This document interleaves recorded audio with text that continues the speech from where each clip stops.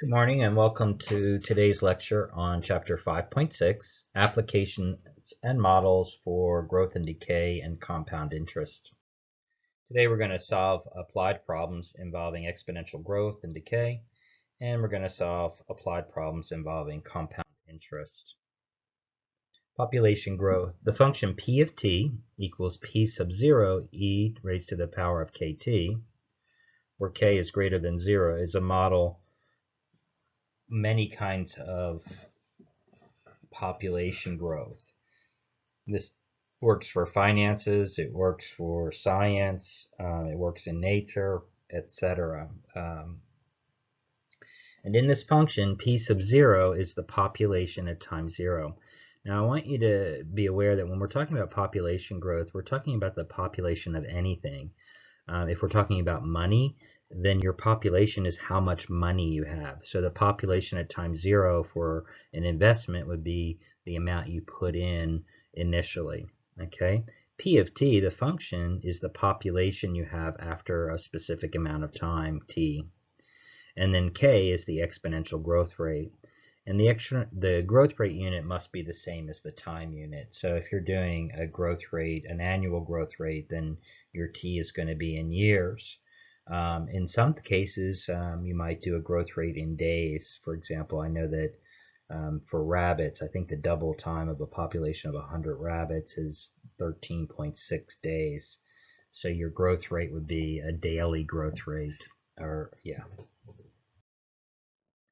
If you look at a population growth graph, we can see that what we have here is a graph that is growing, and it's getting steeper and steeper over time, which is why we say, things are growing exponentially, meaning that they're growing very fast, etc. And we can see that we have an exponential growth rate. We have an exponent here. Okay, so let's look at an example. In 2009, the population of Mexico was about 111.2 million, and the exponential growth rate was 1.13% per year. Find the exponential growth rate, estimate the population in 2014, and after how long will the population be double what it was in 2009? Well, at t equals 0, the population was 111.2 million. And so we substitute 111.2 for p sub 0, and 1.13% is equal to k, or really it should be the decimal version, which is 0.0113, to obtain the exponential growth function. Here all we've done is we've plugged in two values, p sub 0, which is our initial population, 111.2, and also our growth rate, which is 0.113. It's the percentage rate put into a decimal form. So it's very simple to estimate the population in 2014. This would be 5 years after 2009, which is our initial point. So we're going to have p of 5, because 5 years is t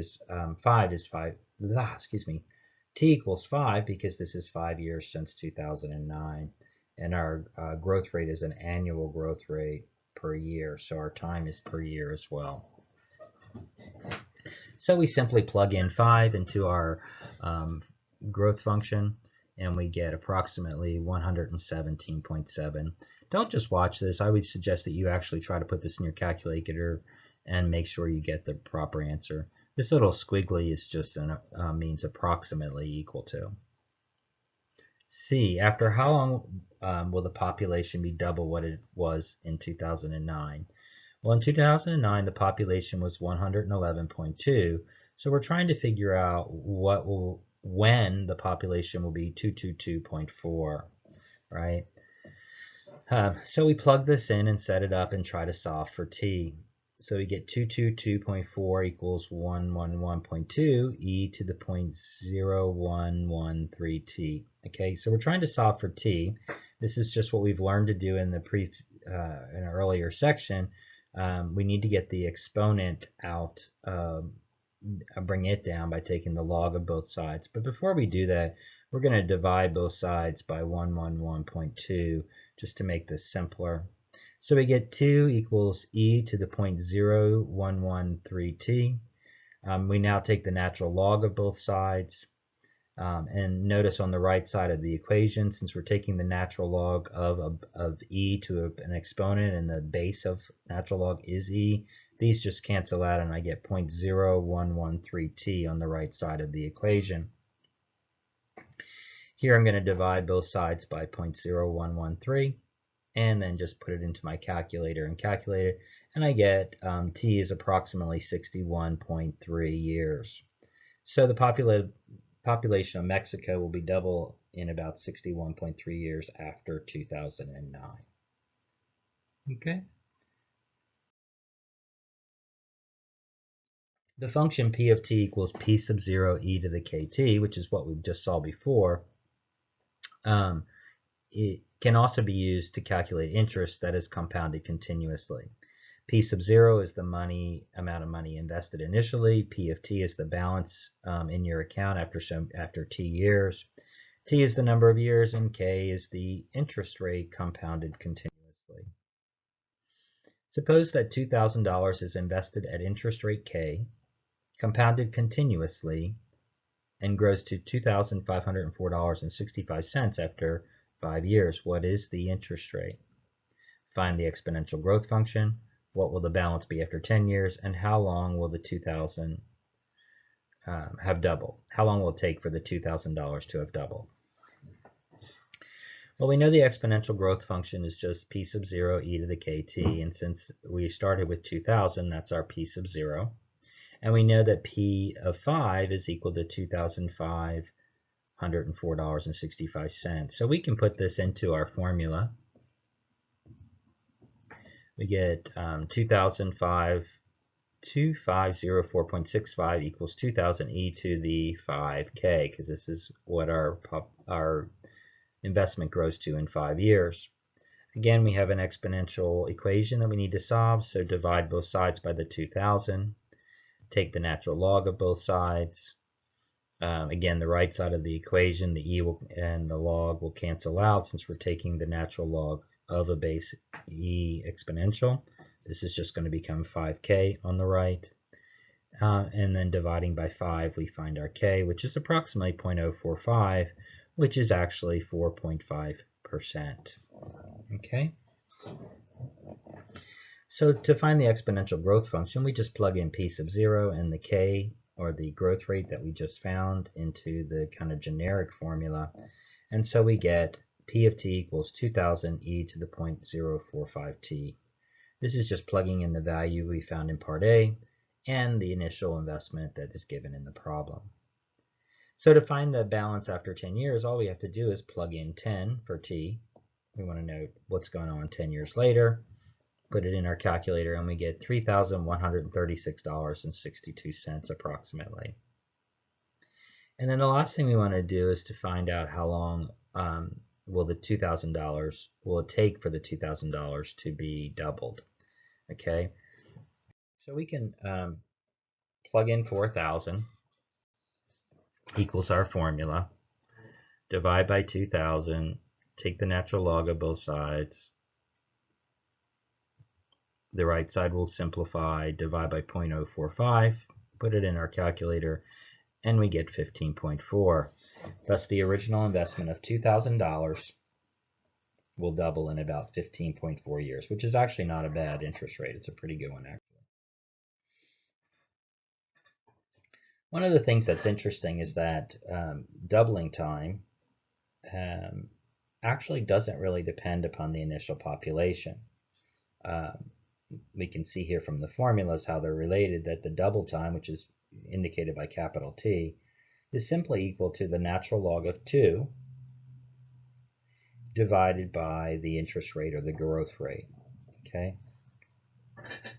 so it's very easy to find the doubling time if you know the interest rate, or to find the interest rate if you know the doubling time. The population of Kenya is now doubling every 25.8 years. What is the exponential growth rate? So here we have our natural log of 2 over k. The interest rate of the growth rate equals the natural log of 2 over the double time. We've got the double time, so we just plug that in. We put it in our calculator and we get 0.0269, which is approximately 2.69%. Okay. The growth rate of the population of Kenya is about 2.69% per year. So these are pretty straightforward if you know the basic formula. All right. Exponential decay. Exponential decay works the same way as exponential growth, except instead of whatever our population is increasing for growth, it's decreasing for decay. And so the only thing that's different about this formula is that there is a negative in the exponent. So the exponent is technically negative, even though we still say our growth rate or decay rate should be a positive value. Okay. Again, our p sub 0 is our initial population. Our p sub t is the amount of whatever left at time t. T is our time, and k is the decay rate. The half-life is the amount of time it takes for the substance to decay to half of the original amount. This is how they do carbon dating of fossils. Carbon decays at a specific rate, so if they figure out how much is left, a percentage, then they can figure out how old something is. So on the left you see a growth rate chart, and on the right you see a decay growth rate graph. And you can see that they're pretty much mirror images of each other. One is growing fast and one is shrinking fast. Interestingly enough, again, the decay rate and the half-life t are the same pretty much as the growth rate and double time. So notice that we can figure out the half time when something is shrinking instead of growing using the same formula for as we did for double time, which is simply the natural log of 2 over the interest rate. And again, if we swap out k and t, we can find the interest rate given t, or we can find t given the interest rate rather simply. The radioactive element carbon-14 has a half-life of 5,750 years. The percentage of carbon-14 present in the remains of organic matter can be used to determine the age of that organic matter. Archaeologists discovered that the linen wrapping from one of the Dead Sea Scrolls had lost 22.3% of its carbon-14 at the time it was found. How old was the linen wrapping? Now remember, this decay in this example is about the percentage of carbon left in a fossil. So the first thing we need to do is to find the interest rate when the half-life t is 5,750 years. Well, again, this is really simple. K equals ln over t. Just, again, we can swap out k and t in the formula that you see at the top of the screen here. You can put k here and t here. Multiply both sides by k, divide both sides by t, and you get the same thing. So we plug this into our calculator and we get approximately 0.00012, which is an interest rate of 0.012%. Okay, but really what we need this for is to plug into our formula. So we get p of t equals p sub 0 e to the negative 0.00012 t. All right. Well, we know that that 22.3, it lost 22.3. So what's left is 77.7 of the original amount. Okay. So this is kind of a little bit tricky. A lot of students might have put in the 22.3 as the k. That's not true. They might have tried to use it someplace else. They might have put it over here. But notice what we need to do is to say that our right side of the equation, we don't know what the initial population was, but what we have left is 77% of that. So we can rewrite the equation as 77.7% times p sub 0 equals p sub 0 e to the negative 0.00012 t. Now immediately the p sub 0's cancel out, and we get an exponential equation. We take the natural log of both sides. The right side of the equation simplifies. We divide by negative 0.00012. and we plug it into our calculator, and we get T equals approximately 2,103 years. So the linen wrapping on the Dead Sea Scrolls was about 2,103 years old when it was found. So hopefully that this helps you manage and master these materials. Please reach out if you need any help.